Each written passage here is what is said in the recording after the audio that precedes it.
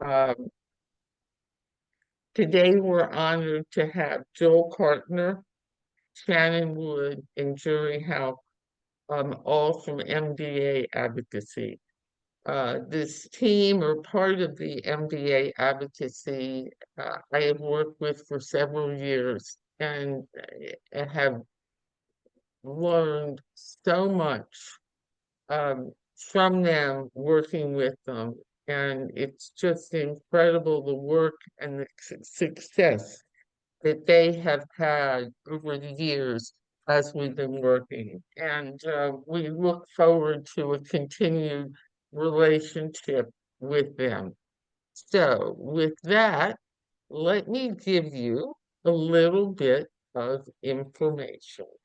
Shannon Wood joined MDA in April 2024 as a Director of Disability Policy. She works to advance policies that will improve the empowerment and independence of the neuromuscular community.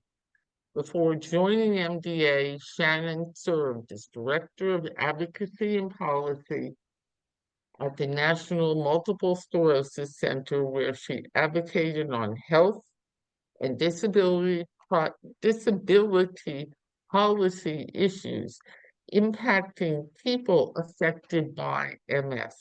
She also brings experience from previous state and federal advocacy roles with the American Psychological Association. Jori Houck. Jori is the manager of Advocacy Engagement at MBA. She mobilizes advocates and helps craft legislation and advocacy strategies along the public policy and advocate team and works to elevate the voices of the neuromuscular community. Prior to MDA, Jori worked in a nonprofit education and career training advocacy and spent time as a congressional staff member. She enjoys building relationships with advocates, legislators, and partner advocacy organizations and other stakeholders. She's always looking for innovative ways to bridge gaps between lived experience and legislative action that elevates the voices of the neuromuscular disability communities. Joel Cartner. Joel is a lawyer and public policy professional working as the Muscular Dystrophy Association Director of Access Policy. Joel leads MDA's efforts in conceiving, enacting, and supporting the implementation of public policy proposals that expand access to care for the neuromuscular disease community. Cartner has a background in health, disability, education, law, including complex litigation and policy. He received his JD from Quinnipiac University School of Law and his BA in political science from the University of North Carolina, Wilmington. So with that, I am going to, you all need to give me just a minute. I have to stop sharing this screen and I am going to give you another screen.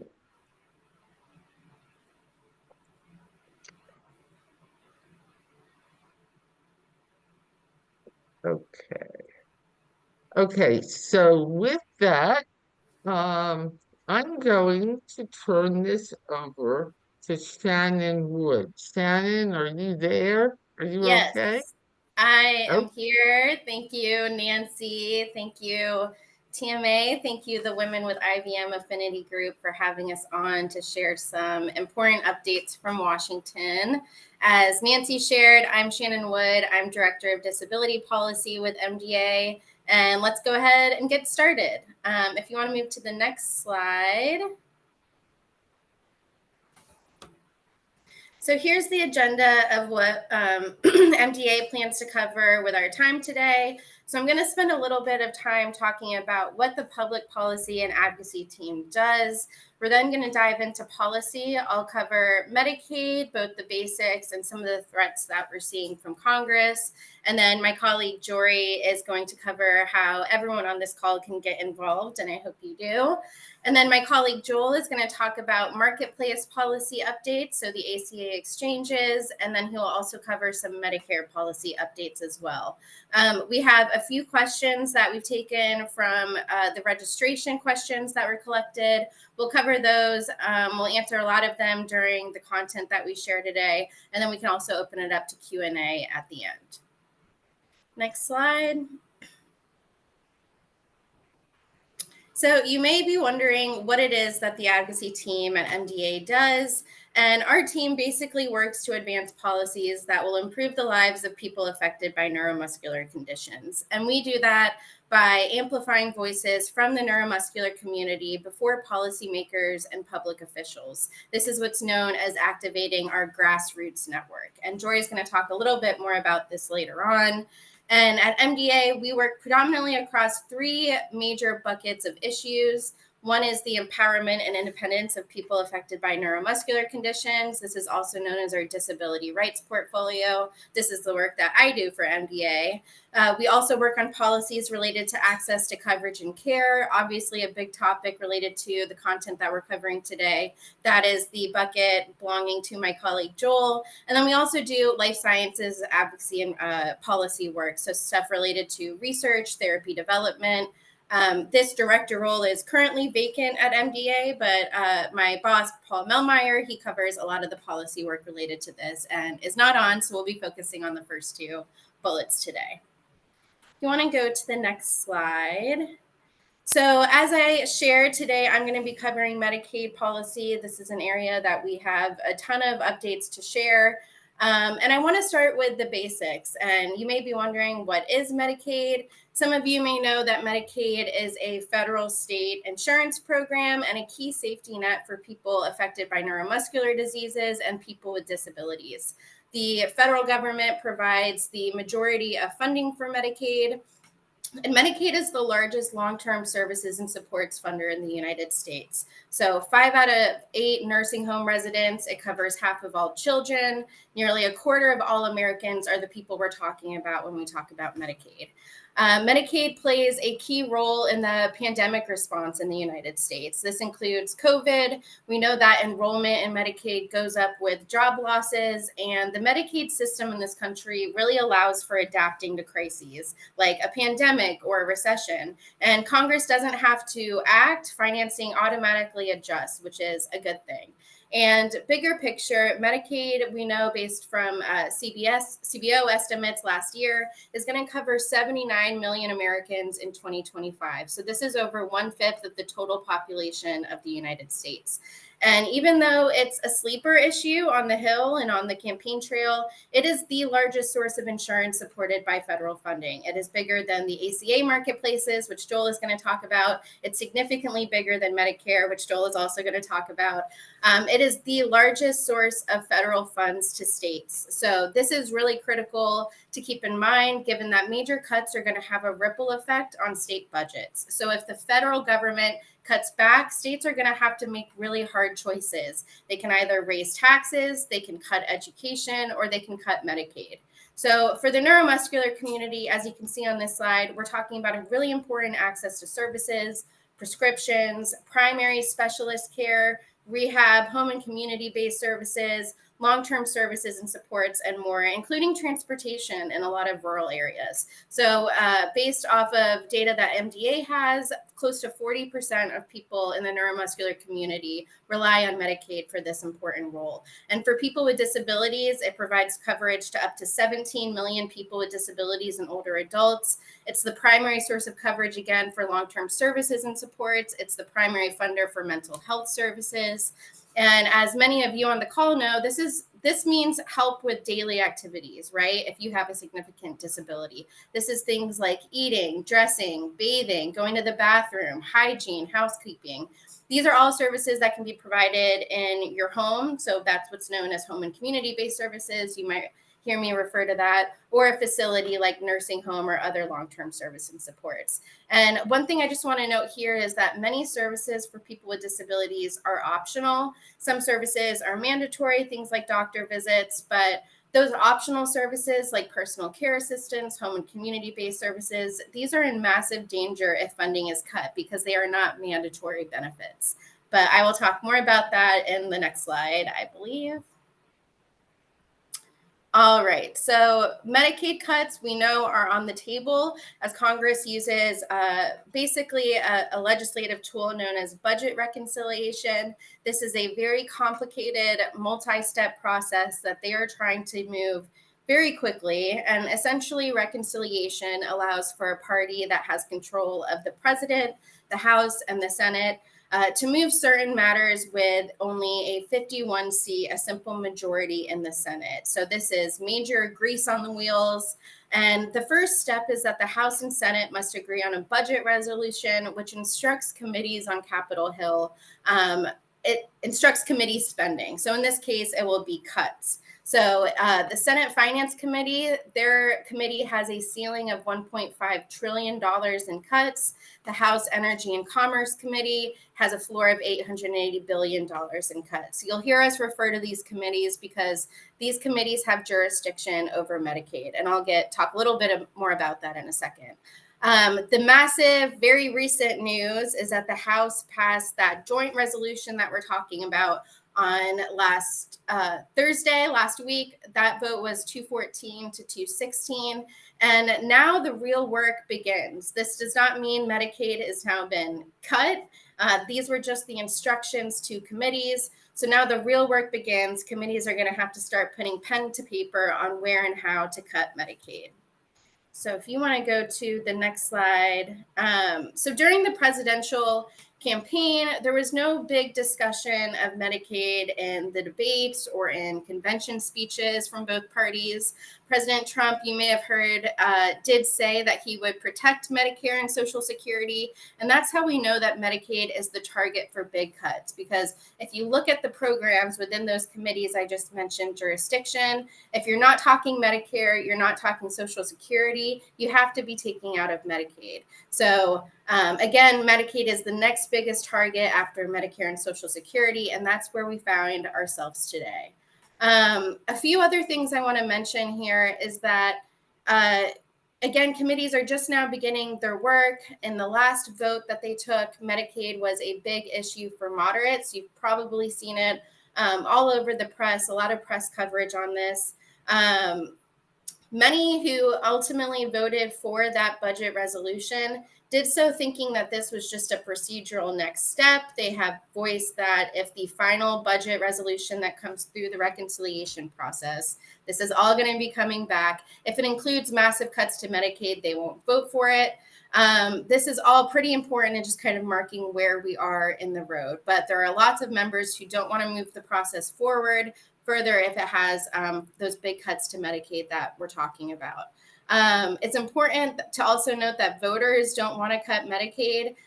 States don't want the federal government to cut Medicaid, and states can't pick up the slack. I talked a little bit about how federal funding is the largest source of funding to states for Medicaid. So these cuts will have a massive impact on states further down the line. And you may hear that they're just trying to root out fraud, waste, and abuse. This is a common refrain among lawmakers.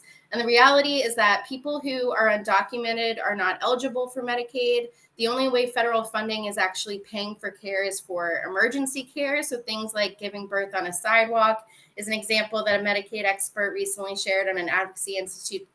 They are required to give that treatment. So that program, that emergency program is designed to give some compensation for that care. And it was scored by CBO that if you got rid of that emergency program entirely, it would be $2.75 billion in savings. And I just talked about how they're trying to aim for $880 billion in savings. So going after that gets you nowhere close. because Medicaid largely doesn't cover undocumented people. The other thing is around fraud. This is a complicated area. There are lots of great resources from Georgetown University. First of all, let me just say that fraud is bad. We know that fraud is a criminal activity, but people in Medicaid are by and large the victims of fraud. They are not the perpetrators of it. So some people claim that there are people cheating, and these reforms will go after those cheaters of the system. You can go back and look at the Department of Justice and HHS's report last year on fraud in Medicare and Medicaid. There is nothing in there about beneficiaries. So if you follow the money to find fraud, the money doesn't go to people. It's going to providers, people who pretend to be providers, or managed care companies. So that's what we're talking about. I want to kind of put those in context. So now talking specifically about some of the threats, some of the proposals that have come out around Medicaid, how we might see them play out. And I will note that we do not know specifics yet. Like I said, they're just now getting to the hard part where they put pen to paper. We don't have the statutory language yet, but we're talking about big numbers, and you can't get to those big numbers by trimming. There are a few different proposals that have been thrown out there that I want to talk about, because it's important to understand these proposals so you can defend against them, because they are ultimately cuts to Medicaid. So the first one is per capita caps. So normally the federal government covers part of the actual cost of healthcare for individuals. So if a state spends $1, the feds pick up at least 60 cents on that dollar, usually more. Per capita caps, on the other hand, would give states a capped allotment per enrollee as opposed to paying for the actual cost of care. So the amount per person doesn't rise, even if the costs for care ultimately rise. So a good example that I've heard around this is if there's a new medication or a new gene therapy for a neuromuscular disease that costs a lot, might have a high cost, but would have a major impact on people's lives, the federal government is locked in on paying what that per person rate is. And the state is ultimately stuck with the bill. So this puts a big squeeze on states if there is a new therapy. The other big proposal is cutting FMAP. What you might hear is FMAP. FMAP is the portion of Medicaid that the federal government pays. Each state has a different FMAP or federal matching percentage, depending on a somewhat complicated formula, but all states get 90% FMAP or federal matching for Medicaid expansion. So if you cut funding for the Medicaid expansion, eliminating that 90% enhanced FMAP, that is a massive cost shift to the states and automatically ends Medicaid expansion in the 12 states that have expanded Medicaid. It also prevents the remaining, I believe, 10 states from ever adopting Medicaid expansion. So this is really important, really dangerous. The other piece is work requirements. This is something that we hear about a lot. Work requirements are Medicaid cuts that lead to major coverage losses for people. This is a way of taking away assistance from people. Most working age adults enrolled in Medicaid already work. Work requirements don't increase employment, right? The big goal of them. They sometimes will have exceptions or carve-outs for people with disabilities or people with caregivers, but these carve-outs consistently fail, and they end up trapping people who are eligible for coverage and ultimately losing their coverage based on the reporting requirements, which can be really clunky, really difficult for beneficiaries. It is also a huge waste of money. It is needless red tape instead of spending money on services. So work requirements are really dangerous. They don't work, and these coverage losses will damage state and local economies. The other one, which is a little bit wonkier, is restricting provider taxes. I think all of us hate taxes. It sounds great in theory, right? But the problem is that the provider tax is really the only funding mechanism for states to fund their share of Medicaid costs. There are 49 states, I believe, and DC that use the provider tax revenue to fund their share of Medicaid. So cutting this would have a massive impact on state budgets and has a lot of unintended consequences for rural hospitals, for rural access to care. So that was a lot. If you move to the next slide. So we know that, what MDA is doing. We are amplifying stories from the community, stories from real people affected by neuromuscular conditions to share how their lives would be impacted and what kind of impact this has across the country if they were to make significant cuts to the tune of what they're sharing on our community. And we know that this has created continued pressure on lawmakers to protect against further cuts to Medicaid in the reconciliation process. These stories are getting picked up by the media, they're getting quoted on the floor of the House and Senate. Joel and myself, MDA staff, we are meeting with lawmakers, advocates are meeting with their lawmakers, again, sharing their stories. We have an action alert that Jori is going to talk about. We've sent over 8,000 messages to Congress with personal stories demonstrating the importance of Medicaid to people with neuromuscular conditions. We have a letter to the editor campaign in key markets. Happy to have people join us and plug into those efforts. Again, more to come on that. We also have these new videos that really highlight the personal and emotional impact of Medicaid on people's lives. And then one other note that is just kind of going back to some of the Advocacy 101 information is that we work as an individual organization. So we work on behalf of the Muscular Dystrophy Association, but we also join forces with other groups. And there are many other groups that are very concerned about these cuts, including the Partnership to Protect Coverage, or PPC. This is a coalition of a broad variety of patient and disease groups. And then we also work with the Consortium for Constituents with Disabilities, or CCD, which is the nation's largest disability coalition. So we are not alone, and we are making a difference in the narrative. If you want to go to the next slide, we have a video to share. Nancy, I'm going to mute myself, and if you want to come off mute, I think the sound will work. Fingers crossed. Hold on now. I see. Okay.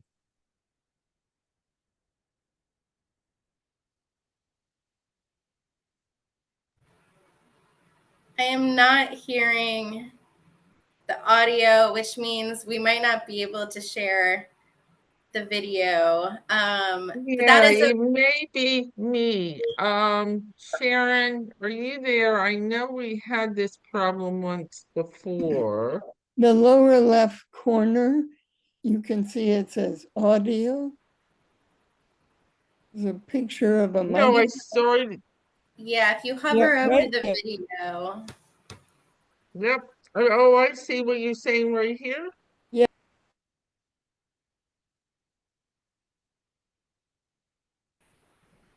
When I play the video, Anajan, does that? Unmute. I am. Can you hear? I don't think the audio is coming through. Jori, are you hearing the audio?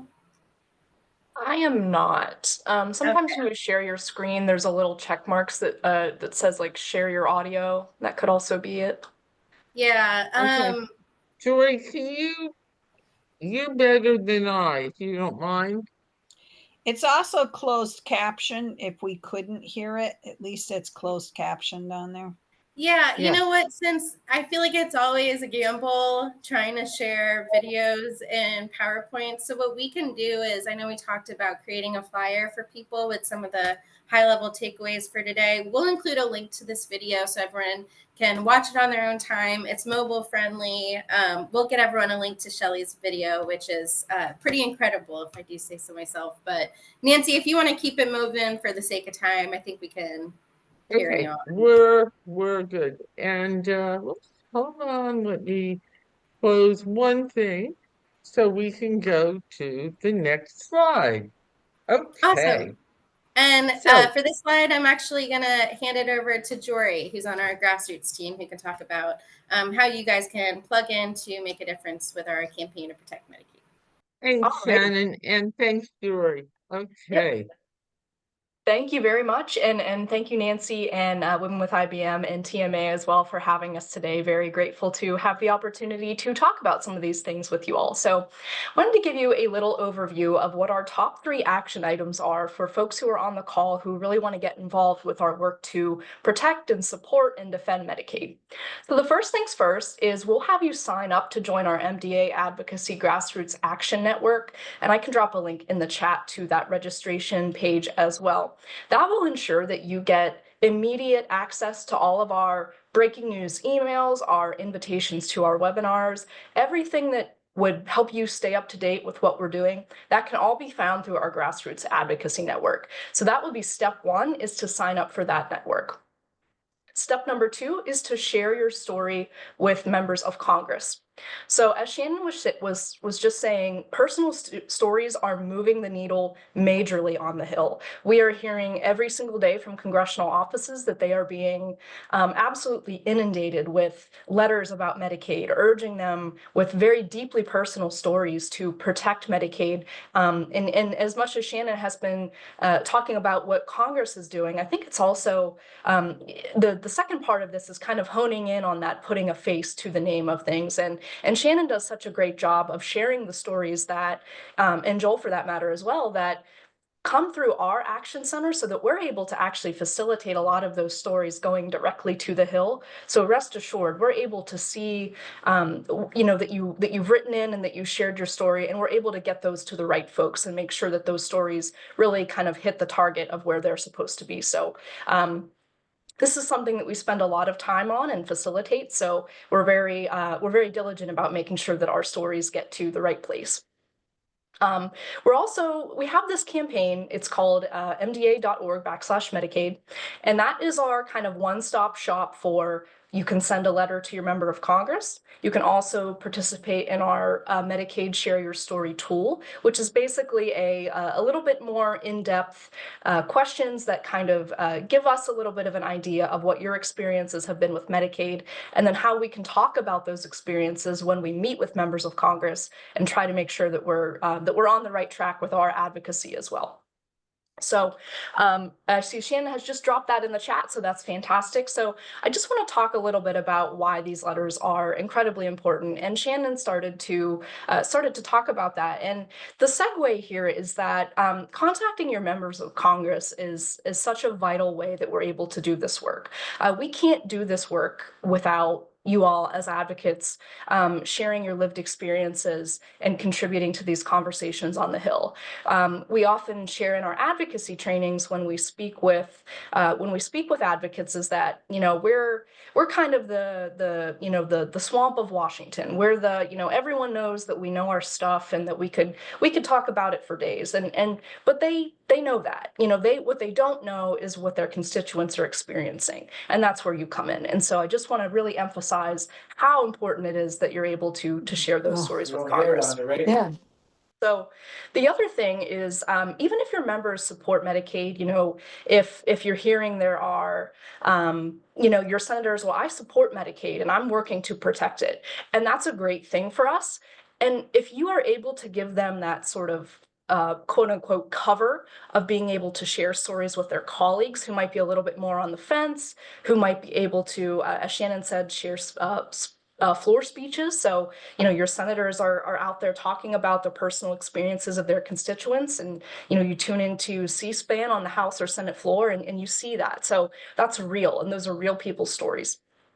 And so, the farther that we can disseminate these stories, the better it ultimately is for the work that we're trying to do.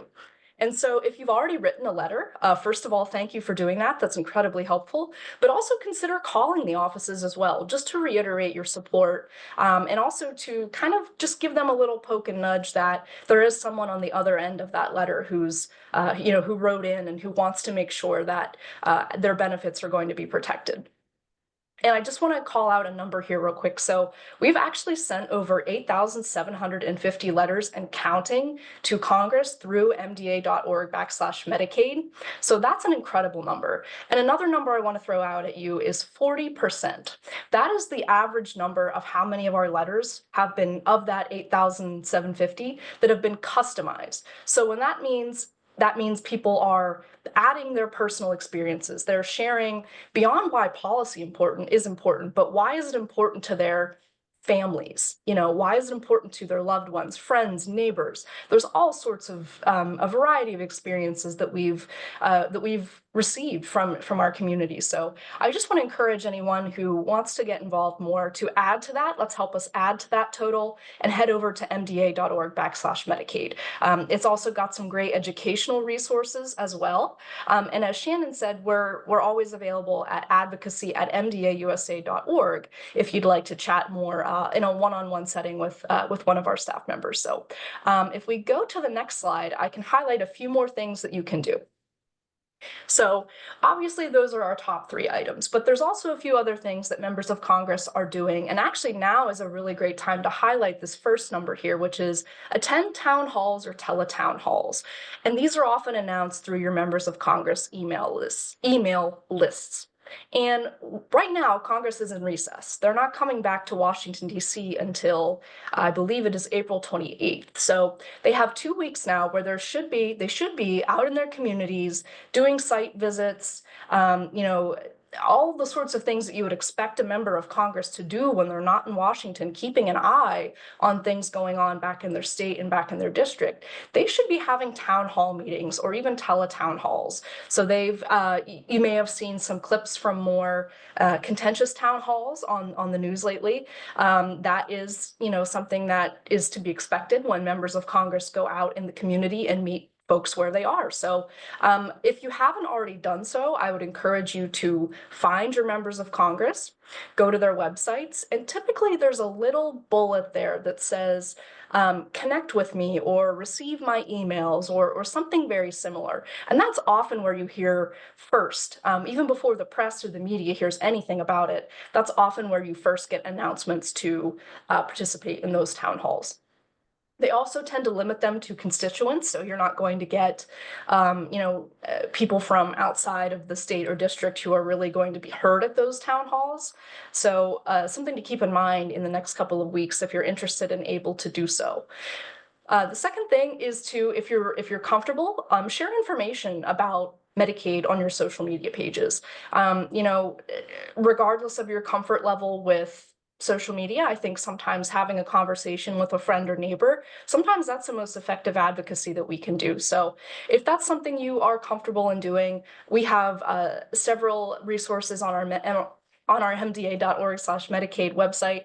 So feel free to browse there, take a look at what we've got there, and yeah, feel free to share information. And we're always happy to continue sharing information about why Medicaid is a very valuable program and should be supported. Number 3 is to research your lawmakers' stances on Medicaid and keep your eyes peeled on the news. So if you haven't already done so, maybe do a quick Google search for your member of Congress, and then maybe a Google search of member of Congress and Medicaid.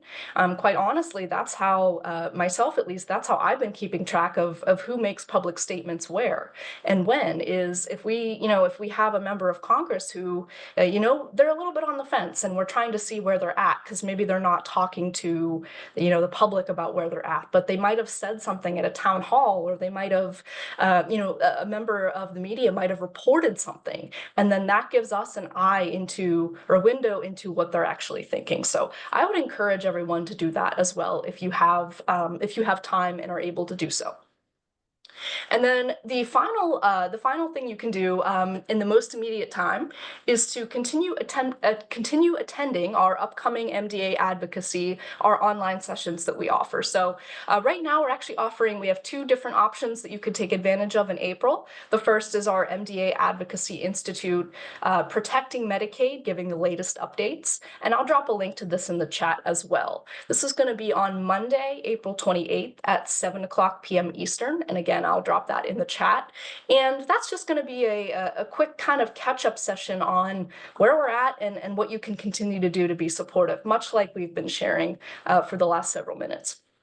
And then the second one is office hours. So this is a more informal type of program. It's actually not a program at all, really. It's just a couple of, it's a half an hour session that we offer where kind of a drop-in session. So if you have a question, you want to know where you can be most helpful, where you can be effective, they're in the middle of the day, so in the middle of the workday, and they're kind of just a quick little, a quick huddle, a quick chat to talk to members of our advocacy team. So just wanted to flag those as options as well. And of course, our MDA.org Medicaid link is at the bottom there.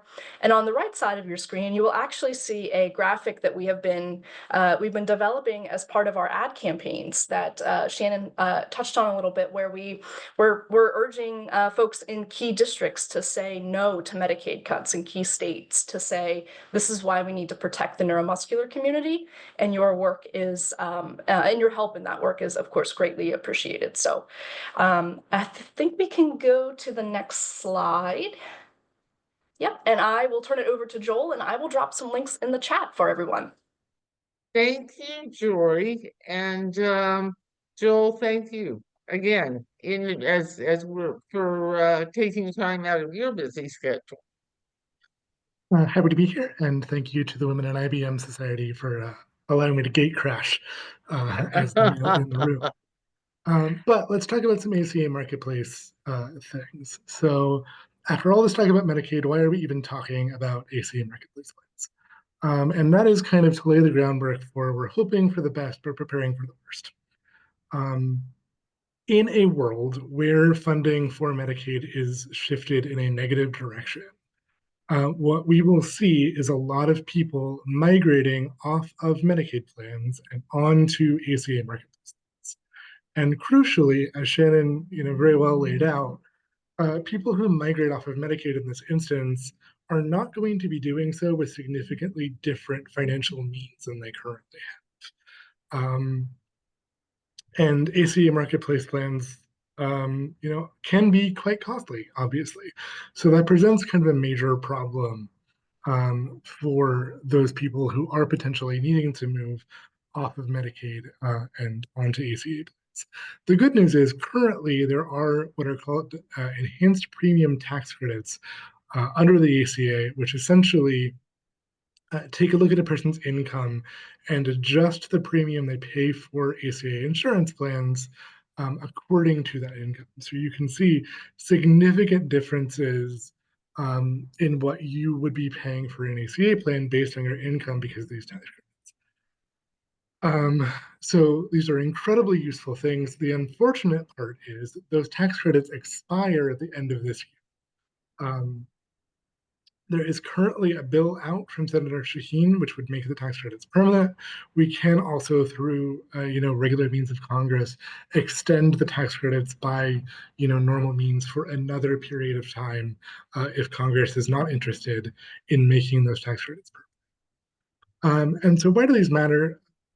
First of all, a huge percentage of people that are on ACA plans, as you can kind of see on that map over to your right, a very, very large percentage of folks who are on these ACA plans receive a tax credit to make those plans more affordable in some way, shape, or form. There's a whole lot of dark blue there, which is the biggest shift downward in cost. There's also a whole lot of green there.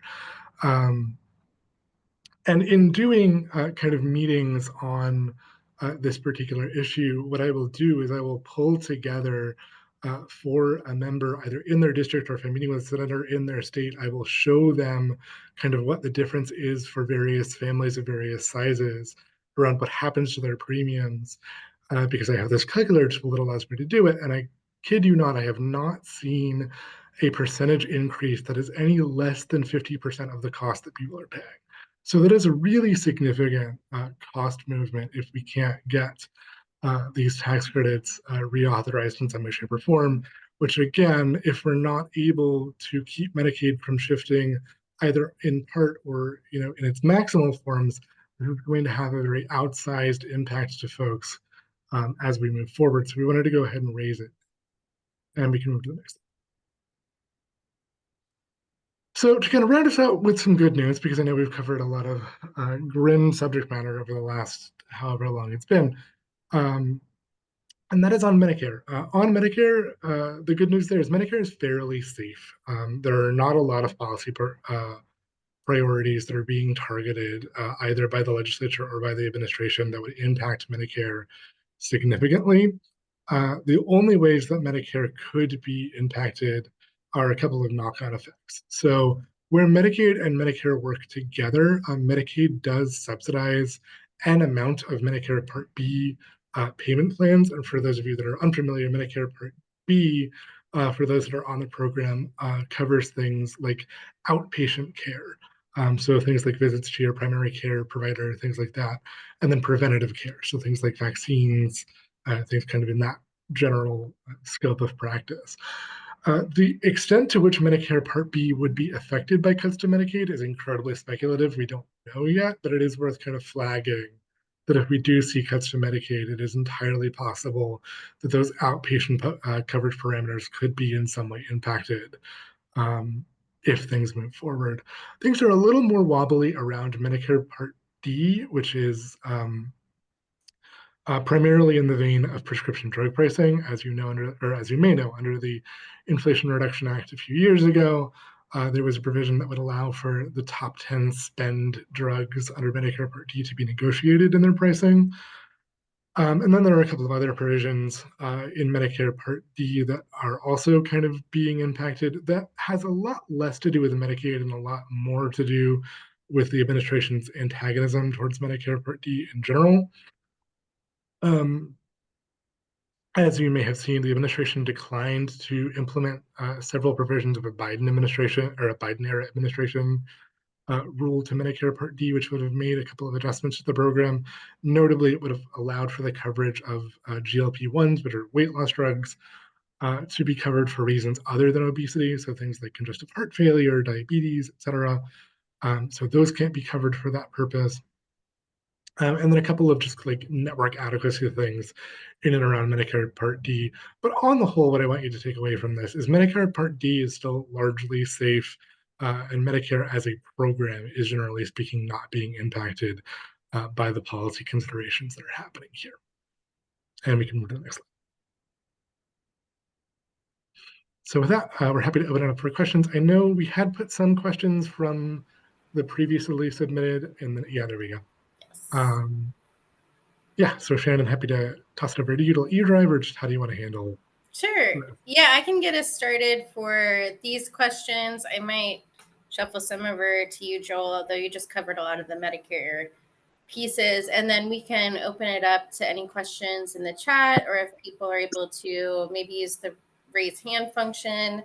The first question, and these are questions that we solicited through the registration process, so thank you all for asking these very good questions. So the first one was, how will budget cuts affect programs? There's a typo on the screen there. I talked a little bit about this in my remarks, but we know that certain services covered by Medicaid are considered optional, right? So some are mandatory services, things like doctor visits, the things I had mentioned earlier, but some things like personal care assistance, home and community-based services, some of the employment supports, these are all optional services for states to cover. So if the federal government makes cuts of the magnitude that are in the budget resolution that they just passed last week, those optional states will find themselves in a situation where they have to make really difficult decisions, either raise taxes or cut services.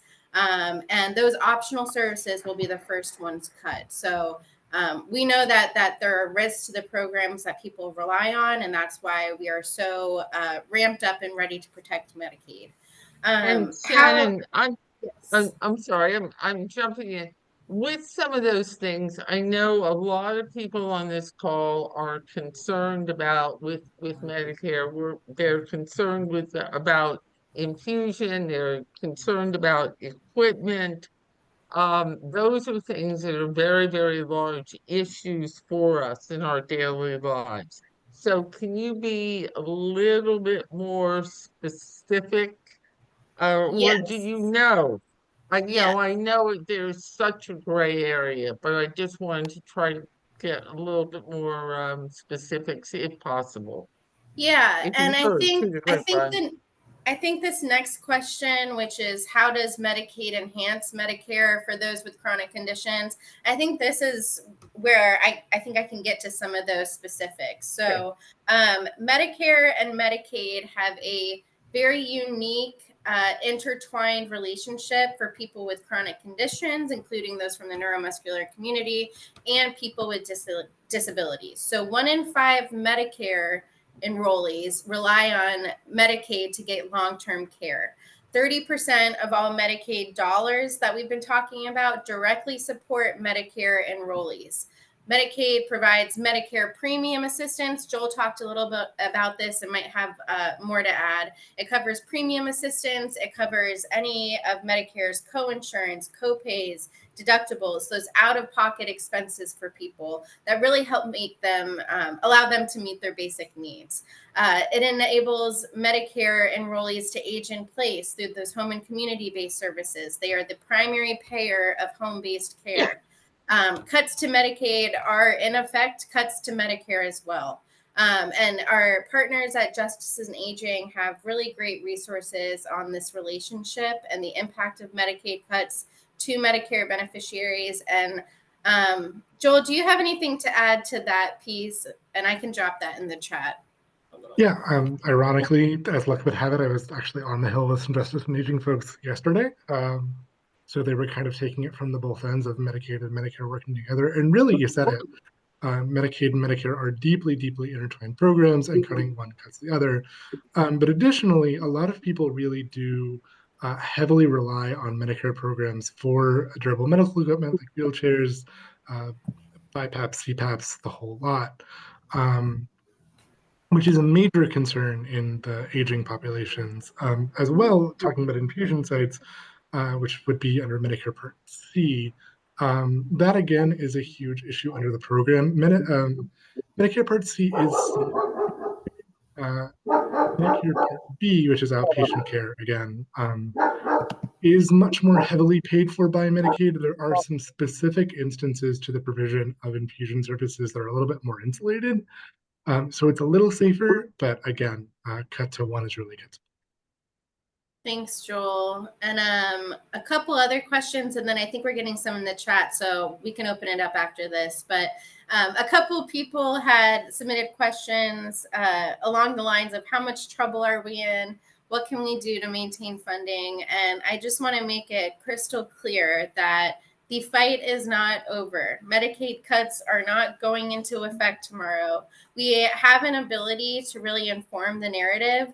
Our stories are working, as Jori shared, and there's so much we can be doing to help protect funding for Medicaid. And again, that requires sharing your story, that requires plugging in and being aware of how these cuts will impact our community, and letting your lawmakers know how these cuts are going to play out in the district.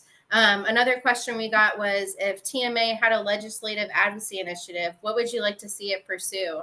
And I want to share that, everyone on this call has a unique story to share about Medicaid, to share about access to care. TMA has a unique voice in sharing how Medicaid cuts would impact those affected by myositis. So think about the unique voice that you have to share in this dialogue, what face you can put towards some of these conversations, and take it from there. And I think MDA, all of us on the team, especially Jori, given her expertise, I know she has to hop in a minute, she is happy to help kind of facilitate engaging in our advocacy work. So please join us in our Medicaid protection work and any of our legislative advocacy initiatives. So with that, I think we got a question in the chat, which was, are telehealth appointments at risk with Medicare? And I know there's been a lot of moving parts around telehealth and Medicare and the continuing resolution process. So maybe I'll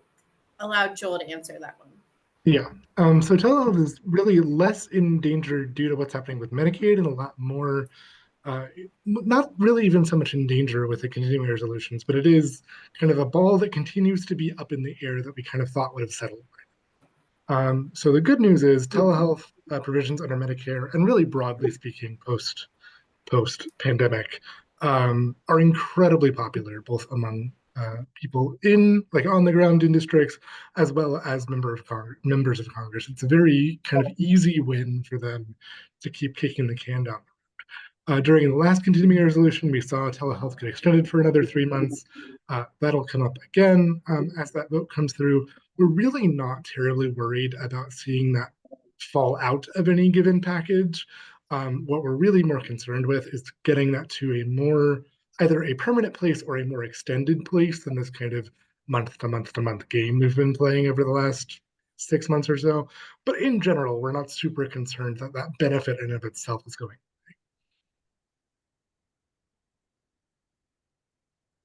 I thought I saw something on pop up chat. Joel, I'm just going to pop in real quick. One of the things you mentioned is possibly changing, going from Medicare, excuse me, Medicaid to the ACA with some of the cuts. How do you think the ACA funding will be affected? Will that be funded? And, is it really possible to be able to do that? So in terms of funding for ACA plans, the two aren't linked. Medicaid is kind of its own pot of money. ACA plans exist in a private marketplace. They're insulated from, the kind of budgetary cuts we've been talking through.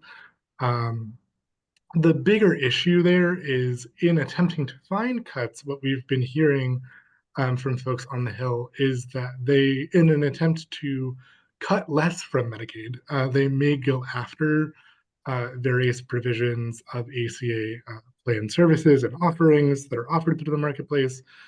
We've also seen through executive order, the Trump administration cut back on the number of navigators who exist to help people literally navigate onto ACA plans to make sure that they're receiving the level of insurance that they need at the price point that they can afford. So there are kind of higgledy-piggledy pieces around that we're concerned about. But in terms of Medicaid funding meets ACA funding, those two things are linked. Thank you. I think there are a couple more questions in here.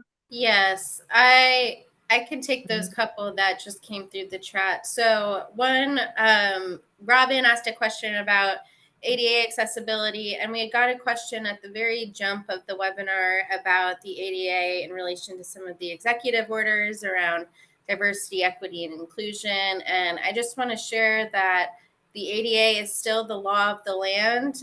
Your rights under the ADA still exist. We know that civil rights enforcement is going to be impacted due to some of the staffing cuts that we've seen in a number of offices of civil rights.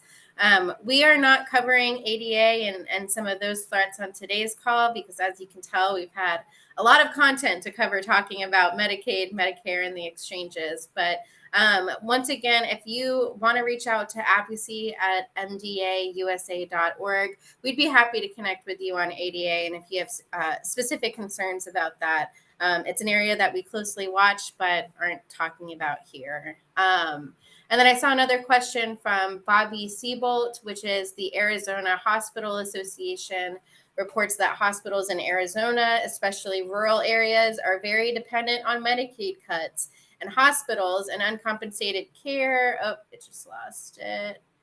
are going to strongly impact hospital care. Yes, I think this is something that Joel has talked a lot about, something that we're sharing with on the Hill. Medicaid is highly utilized in rural areas, especially with some of these proposals like getting rid of the enhanced FMAP. We're getting rid of provider taxes and the state ability to fund Medicaid. There is an impact to rural hospitals. And one of the unintended consequences of some of these proposals is seeing rural hospitals close. But Joel, this is a comment best answered by you. So let's see if you have anything to add to that. Yeah, and that's, again, we're really pulling on irony here. Because again, in my meetings yesterday, I was talking to Representative Bilirakis, who leads the Rare Disease Caucus out of his district is just north of Tampa. And they're also really concerned about this, particularly in Florida, because Florida is a non-expansion state. So they have even less fat to cut, if you will, from the Florida program, should things go that particular way. And one thing that his office really encouraged us to do was to lean on the fact that these hospitals are businesses and they are massive, massive employers for folks in their districts and in their states. So if provider taxes are messed with, that's going to cause a massive shakeup in employment for a ton of people who work in these hospitals and provide care. So that's just kind of another angle to play with there. But to pivot back to kind of the more access to care pieces of that, one is just if you mess with staffing in hospitals, people are going to have less robust access to care, which is huge. But then again, two, messing with provider taxes also messes with how hospitals are able to draw on reimbursement rates for receiving care, the kind of services they're able to offer, especially in the vein of things like poverty services and payment plans and things like that. But then also, too, to pivot back to the telehealth piece, fairly recently the Fifth Circuit struck down what was called the Universal Service Fund. That case will actually be in front of SCOTUS at the Supreme Court this session. And in doing so, they basically made it so that states are less able to pay for telehealth services to reach into rural areas. The other way that this kind of impacts hospitals in the vein of provider taxes is provider taxes are the other piece via provider taxes and the Medicare in paying for telehealth services to reach these rural so by striking the Universal Service Fund, it's just putting more and more strain both on hospitals via provider taxes, but then also via legislative text in telehealth extenders that impact people's ability to get care via telehealth. So long story short, the provider tax plays a lot of different roles in making sure that hospitals are functional and that people are getting the care that they need, regardless of their means and regardless of where they are in the country. So super, super important and very much encourage people to double down on its importance.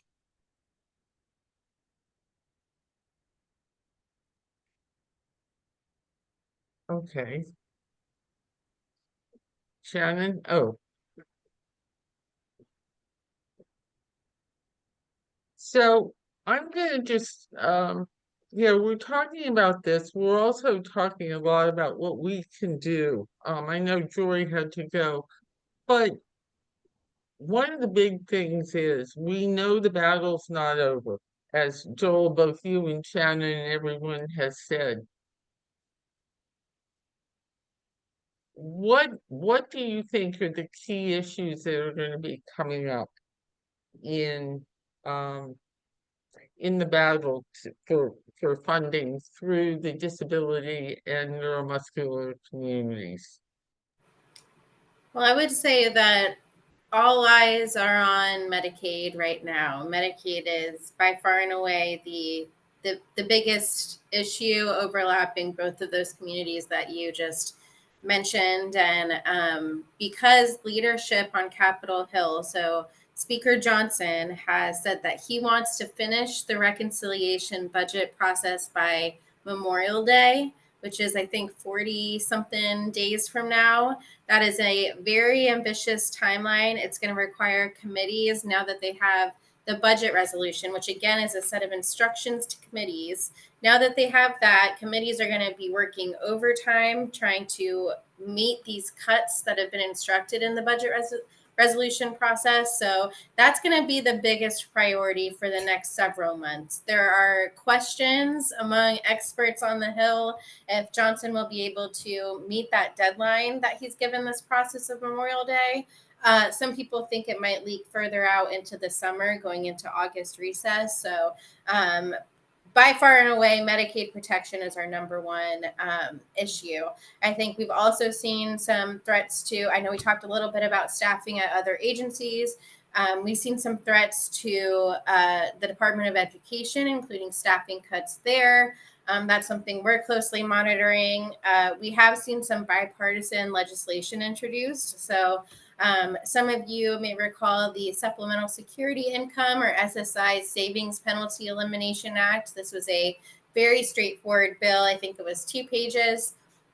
And essentially what this would do is raise asset limits for those on SSI to where they would be if they had kept up for inflation since they were first passed nearly 40 years ago. So that bill has been reintroduced. We lost some key disability champions on the Hill, but we have a new senator, Senator Cortez Masto, who has reintroduced the SSI Savings Penalty Elimination Act. So that's another thing we may see coming around the pike.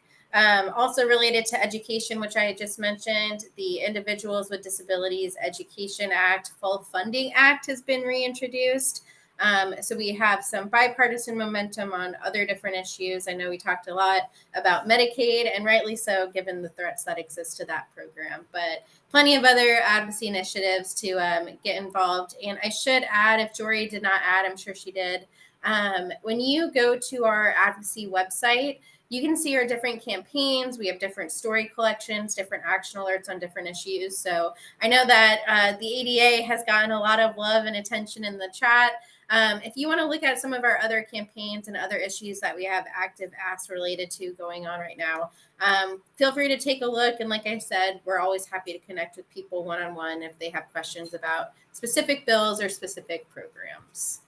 Great. And Shannon, one of the things that we've done at TMA, and it's always a big, big, big initiative, is to talk about our story. And I think a lot of things that you've said today really talk about how important our individual stories are. And for those of you who may not have worked with Rachel and Linda and Paula about telling your stories, especially in a year that we have so many changes. It's so, so important.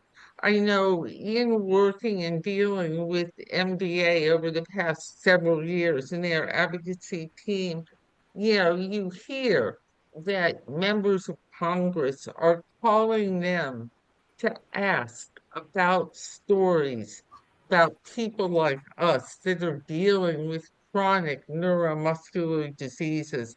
And that's why it's so, so important for us to work with our stories. And I'm sure Rachel and Paula and Linda, along with the TMA board, will help enhance any of those stories. So that's part of a collaborative effort with both MDA as well as some of the things with TMA, Shannon, that's important. Yes. So we talked about stories, we talked about town halls that are important, and I'm going to, Rachel has this on the phone. I've got a couple of things. I know they're on the phone, both for Shannon and for Joel. And Lori Boyer's on the phone, who is our board chair, and Rich, I can't pronounce Rich's last name. Do either of you have a second just to say hello, and maybe Rich or Lori talk to Shannon to augment what they've said in some of the things or ideas you've had for TMA from an advocacy viewpoint? I'm not going into some of the issues, but are either of you, am I putting you on the spot too much? Hi, Nancy. This is Lori. You're not putting me Hi, on the Lori. spot. I just do apologize. I have a bit of a head cold, so I apologize for that. But really wanted to give a big thank you to the MDA team. This has been an extremely informative webinar. Definitely look forward to continuing partnering together when it comes to patient advocacy. I think we all just need to be, aware, and I cannot agree more with sharing of our stories. No story is too small to share, whether it's with a neighbor or if it's with your local legislator. So definitely take time to do that. I will pass the mic over to Rich because he has been focusing on some advocacy efforts, and it's deep and passionate in his heart. So I don't want to take the mic from him. So I'll pass it his way. But thank you all for your time and efforts, and look forward to collaborating in the future. So thank you.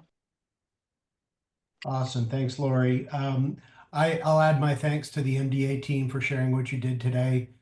Super helpful. MDA is a great organization, and you guys are in great shape. We're so thankful to be affiliated with you and able to benefit from what you're sharing with us today. So thank you.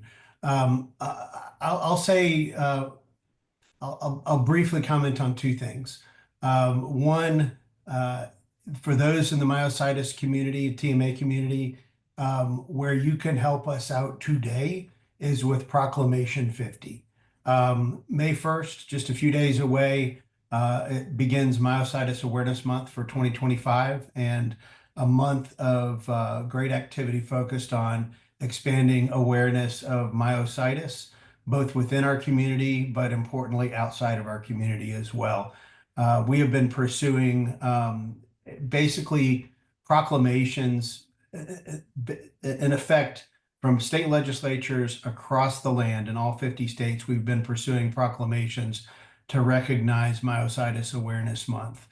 We wanted to do this ultimately just to start strengthening our advocacy muscles within the TMA community. It's not a huge ask.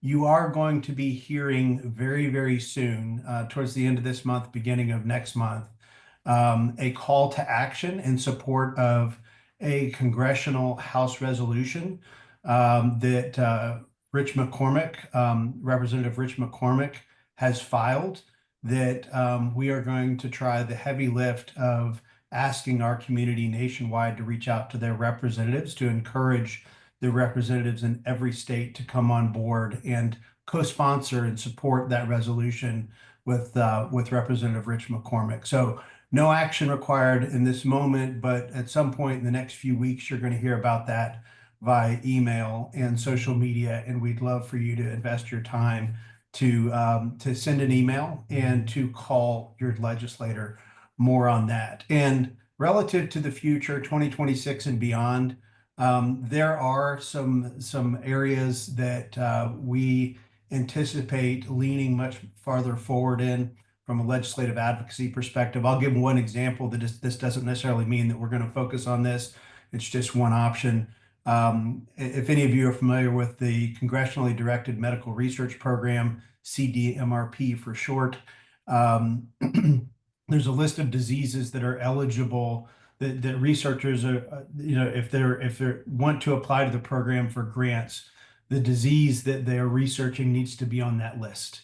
And none of the family of myositis diseases are on that list, and therefore the hundreds of millions of dollars a year that the DoD sets aside in the federal budget for research with on service-affiliated or service-connected diseases, we're not able to tap into from a research perspective. So we're hoping to change that situation in the future. So that's an example of something that we may choose to pursue from a legislative advocacy perspective in the future.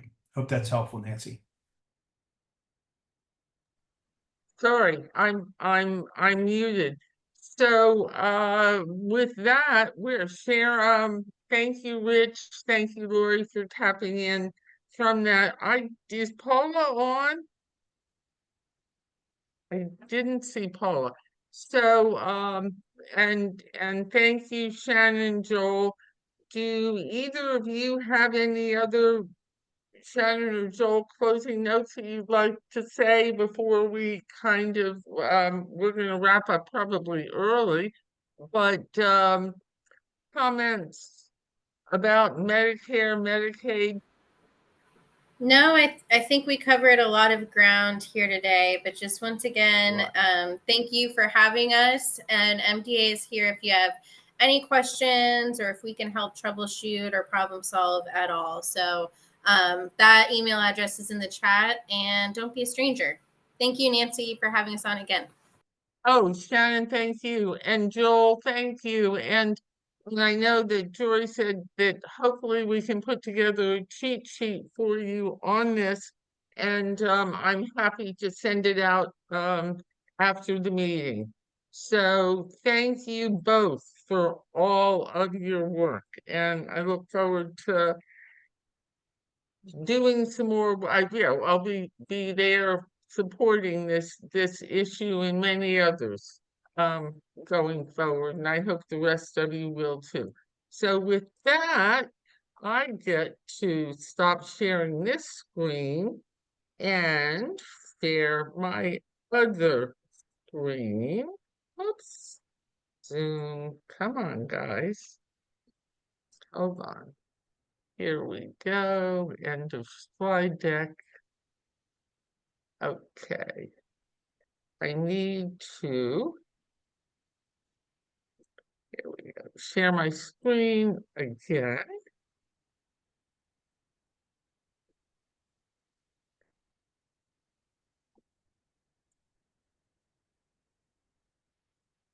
Okay.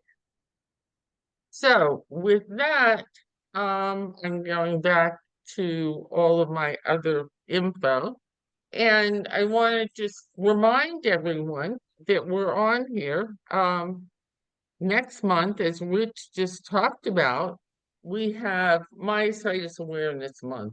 So as those of you know, living with myositis, living with a rare disease is very, very difficult. There are a lot of people call it invisible diseases, but no one really knows what myositis is, from doctors to therapists to family members, et cetera, et cetera. And that's why Myositis Awareness Month in May is so, so important. And this is something that May has been designated as Myositis Awareness Month. And we're doing this, I think, both nationally and internationally with a lot of our international friends and international teams. So Myositis Awareness Month starts on May 1st, and I know that you're going to be hearing a lot more from Paula, from Rachel, from Rich, and from Lori, and from everyone as we work to really make our voices heard loud and clear with that. The Women with IBM Affinity Group is meeting on May 20th. It's going to be talking on care and planning for our myositis journey or our IBM journey. And we've spoken about caregiving a lot in the past. And this is going to be about our care um, and our journey and our planning. And it's difficult to plan financially, but we have an incredible speaker, um, Lakeland Eichenberger, who's a PhD gerontologist. And Lakeland is going to be talking about our care and planning for the future. Some specifics on maybe a checklist of some of the things that we need to help us as we go along our myositis journey. So I hope you all will join us for that. And with that, we're early. Sharon, Laura, do either of you have any comments? It's quiet. And No, oops, no is comment. Ray It's okay? I was just going to say no comments except that it was a very informative session, and I didn't realize that before this the connection between Medicare and Medicaid. So that was really good to hear. So thank you for arranging this, Nancy. Oh, listen, thank you all for being part of it. Rachel Bromley, are you still on? If you are, do you have any tips or any things that you want to talk about for Myositis Awareness Month? I just came back in the room. I am on. I had to run and get my lunch, but I am here, and it was an amazing webinar. Thank you so much for putting it together. And yes, please look forward to and check in on what we're doing for Myositis Awareness Month, because we have so much programming, and we have a toolkit for you on the website. I'm going to send you the link. You can go and see everything that's happening so far, and then also download a toolkit. I will put that in the Great. chat. Thank you. No, thank you. Thank you. And I didn't put this in yet because it's still early, but for those of you, I think we know that our annual meeting, our international meeting, will be held in Dallas this year. I'll start promoting it a little bit more. So mark your calendars beginning September 17th through or 18th through the 20th in Dallas for this meeting. And with that, we're gonna say, and as we live with this, and yet we thrive. IBM places significant demands on us. We can't deny the impact of our IBM. We will continue to develop strategies to enhance our ability to thrive. To paraphrase Maya Angelou's statements, we are changed by what happens to us due to IBM, but we're determined that we won't be reduced by it. So with that, I'm going to thank everyone who's on here for joining. And thank you, Sharon and Laura and everyone who joined. And hope to see everybody next month. So thank you all. Have a great day.